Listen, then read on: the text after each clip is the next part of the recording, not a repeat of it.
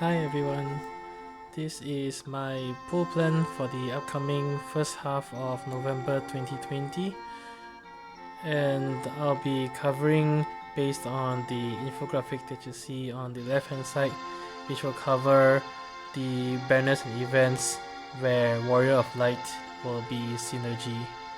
Now, before I go into my pool plan, just a few quick disclaimers. Firstly, and importantly, this pool plan is meant for really informative purposes only. By no means it should be considered the best strat for pulling, and it's really just me sharing what I plan to do for the next few upcoming banners. There is no one best way to pull because there are many factors that should be considered when someone is deciding whether or not to pull. And for examples of these are, what are your current resources in terms of gems and tickets, who you currently have built up in your current roster, which is very important depending on the types of characters and the roles they fulfill that you already have. It can influence to a great degree who you decide to pull for, which content you obviously need to clear. Currently in the game there is the Dimensions End and the Abyss stages, which require a healthy mix of characters, and obviously depending on which content you have yet to clear, that can also influence your pool decision. And of course, who your favorite characters are. My plan in particular is very heavily influenced by clearing Chaos Challenge quests. So typically for every new Chaos Challenge and the banner associated with it, I try to have at least 3 synergy characters that I can bring in for the Chaos Challenge fight to adequately complete the fight. The 3 characters doesn't have to be a full 3-3. I very often use 0 out of 3 realization characters as well, but ideally I want 3 synergy characters that are adequately equipped, so that will really influence my personal pool plan. Alright, so coming into the first banner, it's Act 2 Final Chapter Part 2, where we see the release of Warrior of Light's LD and Burst weapon. And as always, there's going to be 2 banners here with 6 synergy characters as shown on the right hand side.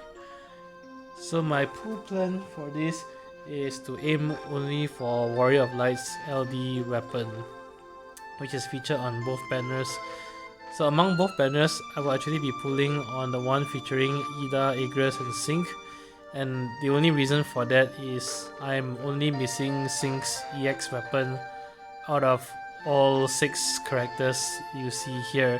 I already have Warrior of Light, Laguna, Tancred, Aegis and Ida's EX weapon. So the banner with Sync to me is the banner with the highest value out of the 2. I plan to use exclusively tickets for this until I get Warrior of Light's LD, and currently I have close to 700 tickets, so I'll only resort to gems if for some reason I'm very unlucky and I don't get his LD within that amount of tickets. Hopefully I get it with as few tickets as possible, of course. I will stop once I get his LD, and I don't plan to chase his burst weapon. If I get his burst weapon through any of these banners or the upcoming banners, then to me that's a lucky break. But if not, then I'll just use him without his burst weapon. And generally that is my approach when it comes to pulling for characters with their burst weapons. For the Chaos Challenge here, as you can see on the right hand side, there are 6 synergy characters that you can potentially use for the Chaos Challenge. I already have Warrior of Light and Aegis at full 3-3 realization, so I'll bring those 2 for the Chaos Challenge. And for my third character, I plan to bring in Laguna at 0 out of 3 realization. mainly because he will get a rework, and I feel that he's worthy to at least spend a book to realize his EX weapon. Okay, so coming to the next event after that, it will be 8's Lost Chapter, featuring Warrior of Light's Burst as well as 8's LD weapon. So currently I don't have any of 8's gear yet. I skipped his banner the first time round, and this time it really depends on how lucky I get in the Warrior of Light's LD and Burst debut before this. So if I happen to score Warrior of Light's LD and I still have more than 500 tickets coming into this banner, then I'll try to throw tickets to try to score 8's EX and LD. And my goal is to end this banner at about 300 to 400 tickets roughly. So I'm willing to spend maybe a few hundred tickets. Now in the event that I am super unlucky in Warrior of Light's LD weapon and I have to spend tickets until I'm below 300 tickets for his LD, then I hope I won't get that far. Ideally I want to have at least 500 tickets, but if so, and I spend too much resources on Warrior of Light to get his LD, I will actually skip this banner altogether. I already have Quistis and King at full 3-3 realization anyway, so for this challenge quest I can comfortably bring Warrior of Light with his LD, Quistis and King to complete the Chaos challenge, and I don't need 8. In particular also, usually the Lost Chapter character are synergy for their event and the subsequent event as well, so they're usually synergy for 2 events, which may make them quite a value to pull for. In this case though, the next event happens to be Kurasame, and I plan to prioritize Kurasame over 8 anyway, and so for the next event I will already have at least Warrior of Light and Kurasame as synergy units, so really because of that there's less need for me to pull for 8. I really do like 8. I think he's quite strong with his LD weapon, and that's why if I have the tickets to spare, I will pull for him. But if really my resources run too low, I'll just skip him altogether. I can live without him at this stage. Okay, and lastly coming to Kurasame's debut event, featuring Kurasame's gear and his LD weapon, as well as again Warrior of Light's burst weapon. And in the other 2 characters that have their EX weapons featured on this banner are Edgar and Cypher. For this banner, I plan to probably use gems here. And the reason for this is that I actually do not have both Edgar and Cypher's EX weapon as well.